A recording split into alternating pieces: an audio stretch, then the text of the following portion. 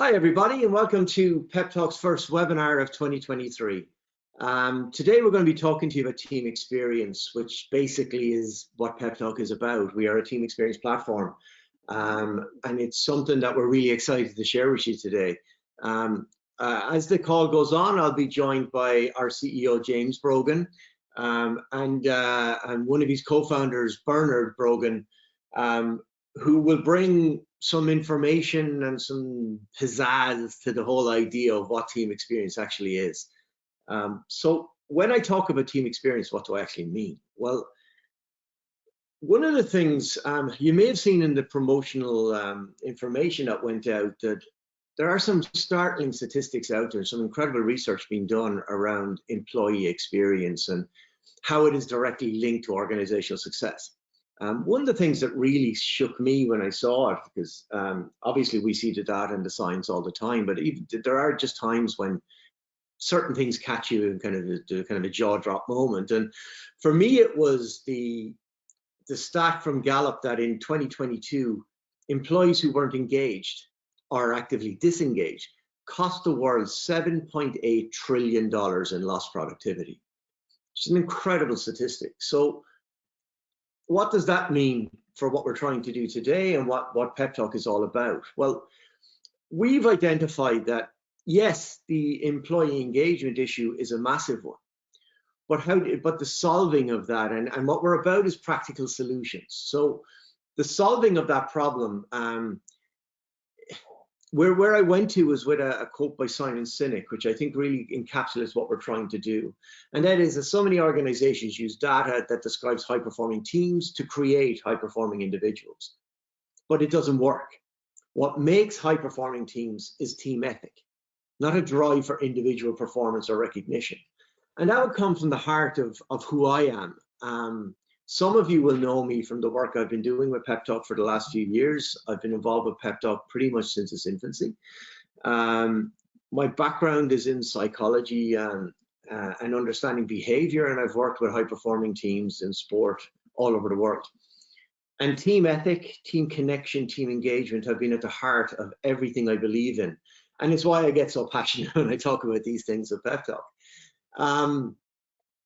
What we wanted to do with team experience was to explore how we could find a different way to connect our teams, bring people together, and measure the success of that. So we looked at the old school way of working, and we looked at the things we used to do. You know, there's prior pandemic, there was all sorts of initiatives around DE&I and L&D and all sorts of different areas where we were trying to improve the experience our employees had. But probably not enough, as we discovered during the pandemic, not enough was really committed to the connection, belonging, vision of teams within our organization and how we make them successful and take them on a journey. So with the team experience model, what we're doing is we're looking at emotional proximity and cultural connection. And what does that mean? It means that if we're working hybrid, if we're not necessarily connected in the world the way we may have once been, is there a way we can be connected virtually, emotionally, culturally, that allows us to perform to the highest level we're capable of? And really what we're talking about, and sometimes people say to me, what's the relevance between sport and business? And you go, well, really what I'm talking about and what I'm passionate about and what I'm trying to do is to raise awareness that what we're talking about is having people deliver their best performance more consistently. It's as simple as that. It's nothing more complicated than that. But in order for us to do that, we have to understand our habits and behaviors. And what we're trying to do with PepTalk and with the team, what we're doing with PepTalk and with the team experience model is we're helping organizations to do a sense check, identify where you're at. I'm a great believer in you have to start where you're at. It's great to have ambitions to be the greatest organization in the world, but you've got to be honest, vulnerable, and realistic about where you are in the moment. So we do a sense check of where you're at through our check-in. We do a team talk, which brings our human connection and allows us to understand each other a little bit better and create a pathway for us to be successful. And then we encourage actions which, through our pathways and through our coaching model, we help leaders take teams on a journey which, having identified the issue, allows us to resolve the issue and create an environment where we're going to be better. And everything is about understanding where we're at and then creating that 1% improvement. With that in mind, I created a thing called the Accord model. And actually, before I go into the Accord model, we're going to throw a couple of polls up on the screen today. And one of them I'd like to put up on the screen right now to get your feedback on is, what are your biggest challenges? What are the biggest challenges for leaders in the workforce right now? And maybe if you guys click on that, you can let me know where you're at and we can come back to it and see what the results are later on. So Accord, what is Accord? Basically, Accord is something I designed, and it's a scientific model understanding what it is that makes great teams and how we can bring them together and deliver something a little bit different that's going to make your organization stronger, better, more efficient, more productive. Why does Accord exist? Well, in the research I did before designing it, I was looking at some incredible stuff that's out there. And one of the things I discovered was an American neuroscientist, a gentleman called Paul Zak. He's an absolute brilliant human being and a fabulous scientist. Paul is a friend of PepTalk. We've done a lot of work together, and I find his work incredible. But he has done a lot of work on researching the measurement of trust. And while I was looking at his work, some of the statistics that came out were absolutely startling. So what he said was that people working at high trust companies experience 74% less stress, 106% more energy at work, 50% higher productivity, 13% fewer sick days, 76% more engagement, and 29% more satisfaction, which are all incredible statistics. But when you think about it, something as simple as trust can raise those levels. It really makes us kind of consider, well, how hard can it be for us to really revolutionize the way we work, the way we connect, the way we come together? So what we tried to do, or what I tried to do, which is now something that we're passionately delivering to our clients, is an understanding of something that Josh Bersin said. Josh Bersin said we need a new set of rules. He said we need focus on teams, not hierarchy. Create accountability, not rules. Invest in growth, not promotion. And teach managers to listen, align, and support their teams. So how do we listen, align, and support our teams? Well, I believe we do it through the Accord model. And what does Accord mean? Well, obviously it's an acronym. And it's an acronym for appreciation, connection, communication, ownership, respect, direction.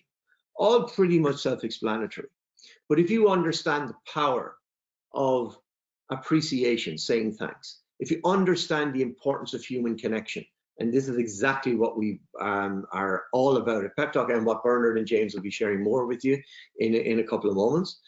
If you understand the power of communication, and how open, honest communication, and we don't live in a world where the communication flows from the C-suite down anymore. We live in a world where there has to be both ways, and we have to appreciate that everyone has a voice in our organization and we need to listen to it.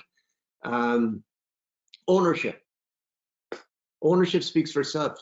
We all have values and visions written all over the walls of our offices, but do we have buy-in? Are we genuinely getting our people to connect to who we are as an organization and where we want to get to? And then respect. You know, there's been an awful lot of investment in diversity over the years, but how much investment has there been in inclusion? To understand that it's brilliant to bring a bunch of different people together, but do you listen to their voice? Do you understand across all levels of the organization that if you respect people, you will get so much more from them?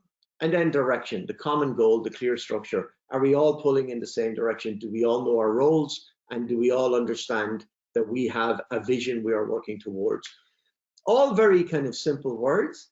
And what we're hoping your experience will be an understanding that when you connect with the PepTalk Team Experience platform, that we create an opportunity for you to build a cord into the day-to-day workings of your team. And then with our team experience score, you get an opportunity to sit down afterwards, review the results, and then start again on the next step on your journey. So without further ado, I'll pass on to James, our CEO, who's going to talk to you about the impact for leaders on building team experience into your organization. Thank you. Just for anyone who doesn't know, my name is James Brogan. I'm the co-founder and CEO of PepTalk. It's brilliant to have a chance to share, I suppose, a little bit of the TX perspective. My particular focus for this webinar is really around where does the biggest impact of TX happen? And I know there's a poll, I think, rolling in the background now, of which the results, I'm sure, will start coming through quite quickly. Yeah, so you can see there already we're looking at a very high proportion of our participants today really focusing on managers. And I suppose it only reinforces, I think, a ton of the data that we're going to talk about now. It only reinforces, I think, what team experience is about, as Niall have talked about, in particular around what we can do for teams and leaders to bring them together. So the results of the poll here really back up an awful lot of what we're trying to do in PepTalk and the impact, as you can see here, that managers can have. There's actually a really interesting piece of research that I think that the PepTalk team shared last week, that the impact that managers can have on your overall sort of well-being at work is greater than your therapist or anyone else who might be supporting you in that space.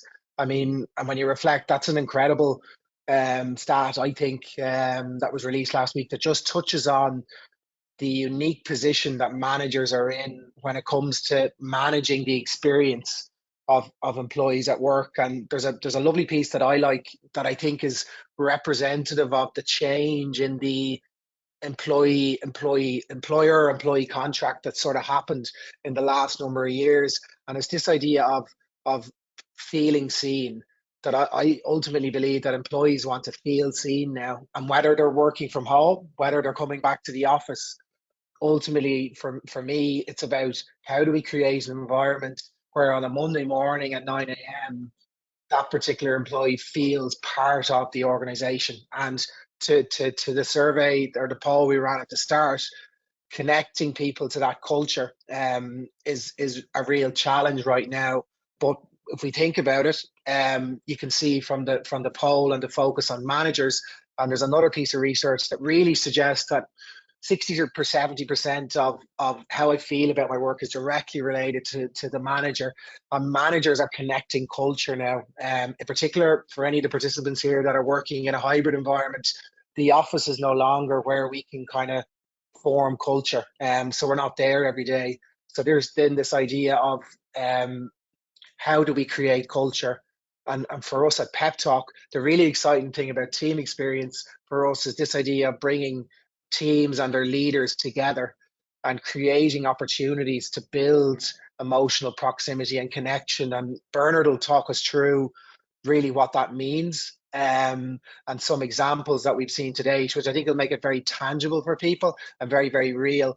But from my perspective, the data is very, very clear. I think if we acknowledge the change in the employee-employer relationship, and then we acknowledge the importance that managers now have in building culture and creating culture, I think the challenge then becomes, okay, well, what do we do? And I think therefore that there enters team experience and the idea of how do we create habits and behaviors that are ultimately, in a really simple way, giving managers and their teams things to do together, and move from an environment where we're not talking and having good conversations about what it feels like to work in this team or in this organization, into something where we can begin to build, obviously, this idea of psychological safety, and trust. How do we build trust when we're not having conversations about the human being at the other end of the Zoom or in the office beside me?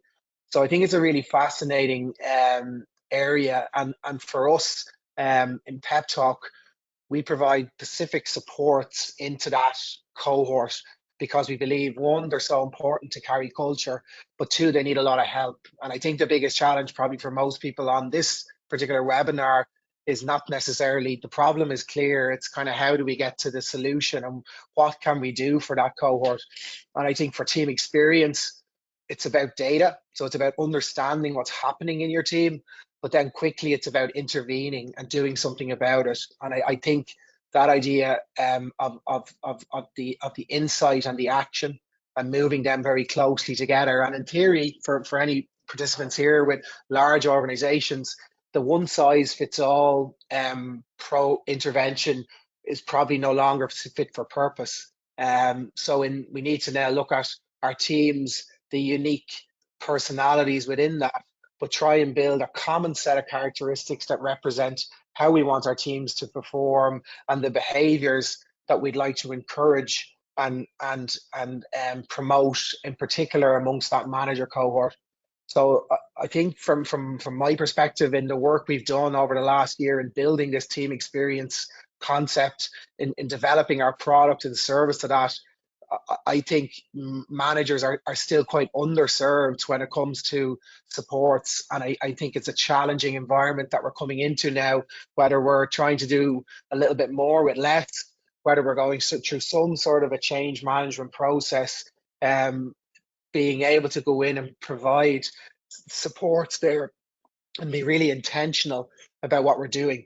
And I think if I was to leave you with one thing from my couple of minutes here, it will be about intentionality and about thinking about what we can do on that Monday morning to I suppose make it easy for a manager. Sorry, just take it. Make it easy for a manager to bring that to life. So I think the plan now, I might hand over to my co-founder Bernard, and he's going to bring us through a couple of real examples of how team experience comes to life. And just as James is running out of his voice, passed across, and thanks for that, James. I think, yeah, just following on from there, I'm going to try and bring in a couple of actual real examples about how this shows up. I don't think anyone on this call, obviously everyone on this call is trying to, suppose, here for a reason. They probably believe in the space. They probably are looking to look for tips and tricks and see how this actually could work in their environment. I think no one will argue with the theory, as James said. I think everyone believes that the world of work has changed, it's evolved, and we need to do things a little bit differently. But all different organizations are all different shapes and sizes, so each of them has their own challenges, their own ways of doing things, and programs will land in certain ways. So what I'm going to walk through two very different examples, two very different organizations, and examples of how this team experience shows up. And the first one is a long-time client of ours, Mercury Engineering, who are across 15 different countries, circa 3,000 employees have been through the program, across the whole of Europe, across UK, Ireland, and over the last 12 months we have brought in the check-in, and I'll show you how that loop actually rolls out in a little while. Fundamentally, as James said, and Niall, when I was losing on bits and pieces, but listening to your team, listening to the demographics, the different areas, understanding the data will inform the behaviours that need to happen or the interventions. And what we're really excited about in PepTalk is there's a lot of tools and tips and tricks out there to survey and to give you information. We believe the most important thing now is relevant interventions, relevant actions, relevant team experiences, relevant team building in this world. And James robbed my word that I was going to focus on here is intentionality. Intentionally making time to build culture and actually talking about it. We are actually in the room now to talk about human connection. We're going to talk about an area. We're going to understand each other. Sorry, I ramble off. But in this example with Mercury Engineering, as I said, we went on a journey together over the last number of years. And the check-ins over the time, their struggle was to connect a real global workforce, and also going deeper than that, to break down a stigma in a construction engineering world about mental health, about health and safety, and getting after some of those things. So we've worked on a really wide and loads of different programs over the years to actually drive a metric here about 55% of people feeling happy, 3% of people feeling anxious, and that was a big evolution for us, where we asked people how they're feeling and things, how could things have been better, or could we do things, or how could we do things better in the month ahead. And to have that such a low number of people that were feeling under pressure and building that connection was a huge win for us. The next example I have that I'd like to go into is around a multi-technology business that we work with. I won't mention the name, but they had a very large team of customer service people that worked 24/7. And for obvious reasons, there's a big challenge in that, from a work-life balance, from a mindset, from a performance point of view, from a sleep point of view. And we set about a task to try and really focus in on a real challenging area, whereas 40% of the employees were saying they weren't happy with their work-life balance. And we said we'd really focus in on this cohort and really bring them on this journey over a couple of weeks period, have that team experience where we brought them on this. We shared some information, we shared some intel, we had some actions, we had some conversations, we worked with the people managers to promote and to push through this information. The goal of that being is to improve work-life balance, to build healthy, sustainable habits, and fundamentally to get better sleep so that you can show up and perform to your max. Fundamentally, this whole piece around team experience, for me, coming from a sporting background, it's about understanding that the individual is very important, but as Niall said at the start of this, it's to drive to high performance. You need to have that team ethic. You need to have people going on a journey together, and that's not individual high performers coming together to be a high performing team. It's about that team dynamic and bringing them on that journey together.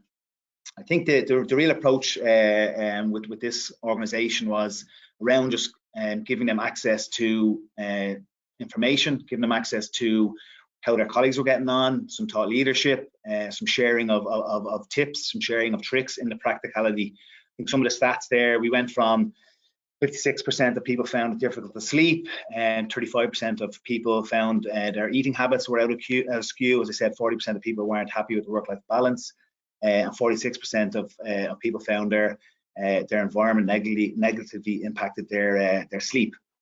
Post this kind of couple of weeks of a campaign, 93% of people improved their sleep, 97% improved their eating habits, 96% found that the program improved their work-life balance, and lastly 98% understood how their environment and exercise and nutrition impacts your sleep and into your performance piece.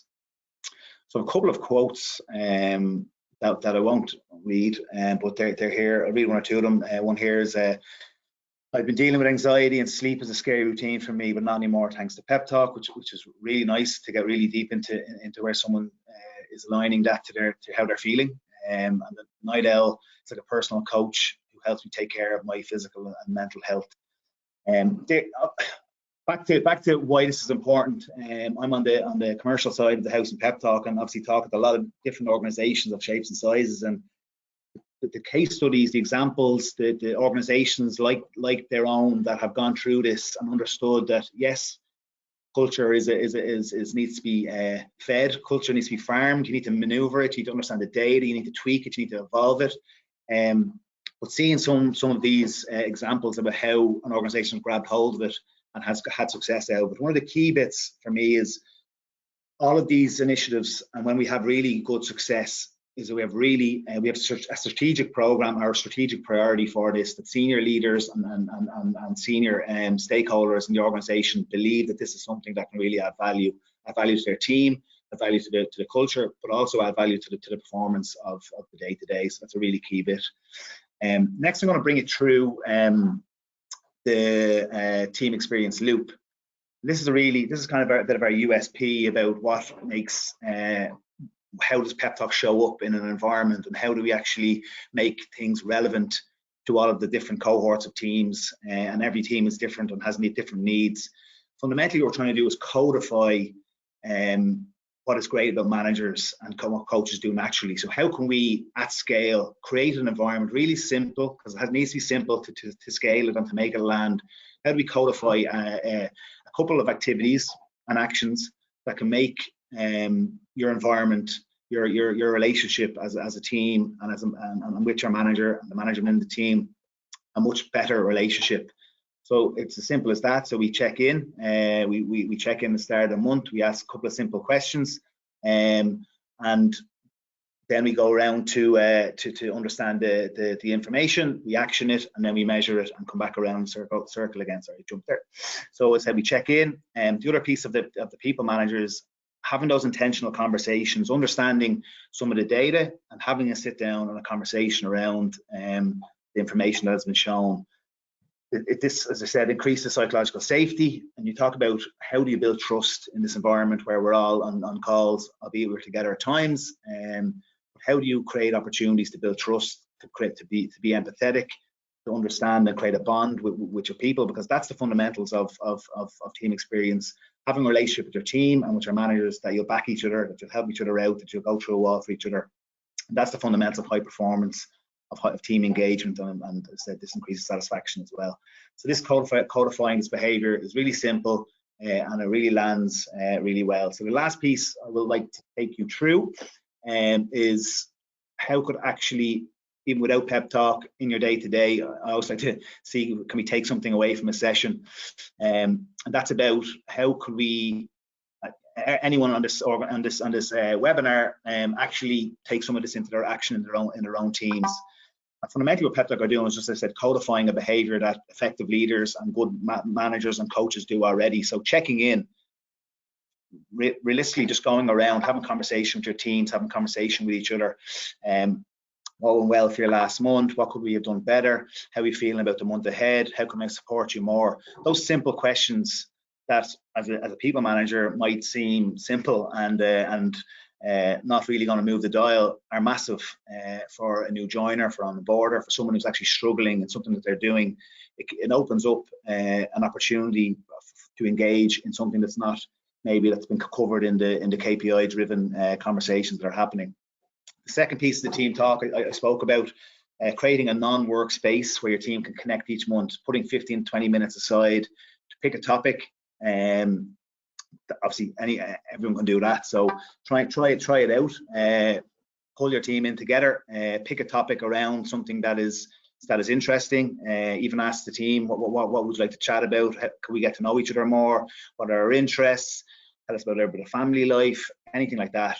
Start a team talk and just let that conversation flow, because in those conversations where there's a bit of crack, where there's a bit of energy, where there's a bit of fun, that's where bonds are built, and that's where relationships and information is shared in a more natural environment, other than the start of a Zoom call. How are you doing? How's the weekend? How's the family? The 3 or 4 generic questions we always ask. How do we go one step deeper than that? Lastly, about becoming a coach, I believe that the future of people managers is no longer managing. It's about leading. It's about coaching. People managers taking on so much more. I believe in COVID, they're dealing with career progression chats. They're dealing with HR issues that are coming to the fore, challenges. So they have their own job. They have these jobs, and they're really having more of these kind of challenging conversations. So getting around that and grabbing a hold of that and trying to be a coach and understanding that every individual is different. Everyone needs different kind of arm around the shoulder or prompt or conversation. So I think if there's anything that we could leave you with today before I pass the Niall, it's I said check in, team talk, and becoming more coachable. I think there's 3 things that we could take away from today, and I hope that there was some value in it. Firstly, I suppose I want to thank everyone. Is there any, we have a little bit of time, so if there's any questions for myself or Bernard, feel free to push them into the chat now. If not, there will be a TX guide that the team will be getting out to everyone on the call over the next day or so. So that's something to look forward to. But if there is any questions, we'll be happy to address them now. If anyone is willing. There's a couple coming in there. I see one there about, again, about how do you become a coach, and how we as PepTalk trying to help. We've kind of over the last couple of years really focused on a leadership lab, which is basically trying to come up with.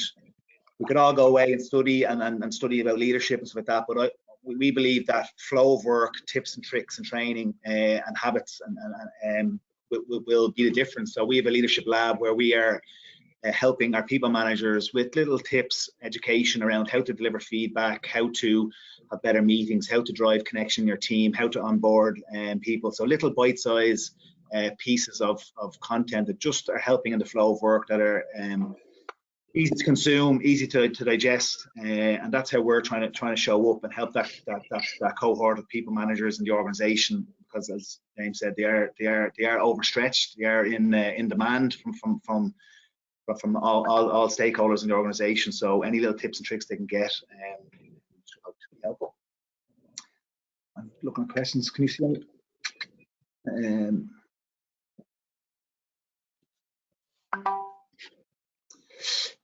One for you, James. You mentioned improvements in employee engagement, satisfaction, psychological safety, but how does PepTalk measure this to see improvements? I suppose, and it's a great question, when we go in and we talk to organizations, and it's probably not for this particular webinar, we will be launching our own unique measurement, which we're calling a TX, a Team Experience Score. So I won't give all the gold or the nuggets of that away today, but right now organizations are doing generally some sort of an engagement survey. Tends to be done on either a quarterly or annual basis. So one way, and I always see PepTalk as we're not the measurement. We're this dynamic intervention on a monthly basis that ultimately leads to the type of results you're seeing in the webinar today in terms of the improvements that certain organizations have seen. But when PepTalk come in, we're there to solve a problem. We're there to solve whether it's an engagement issue, whether it's an attraction issue, something around retention. So the business will be tending to have a measurement of sorts that they're looking to move in. But really, if you think about it, PepTalk, I actually think it, for us, PepTalk, it's not about engagement. I've been seen as a measurement, to seeing engagement as something that is action, that is about doing a team talk, doing a check-in, doing things with your team and with your organization every month to ultimately intentionally move the culture along and bring habits and behaviors into your workplace and into your team every month. One I'm just reading there while you're chatting, James. One question about how do you help in attracting talent? How can you best represent your culture in the advertising of new roles? For me, that's about, it's like anything. It's reviews. It's advocacy. I firmly believe that if you create a culture where you're training, you're engaging, you're promoting, you're looking after your team, the advocacy from those from your team, and they will talk about, they will spread the word, they will share cultural initiatives, CSR initiatives, social events that's happening. And I think that's the biggest thing from an employer brand point of view. Albeit you can put down your benefits, and there's a level of certain benchmarking you need to do to engage. But as you know, the attracting talent at the moment is very challenging, and showing up in a different way for future employees is very important. And I think showcasing some of that advocacy from employees is a really good way of telling that story. I just think there's one last question there. Company training and motivation days.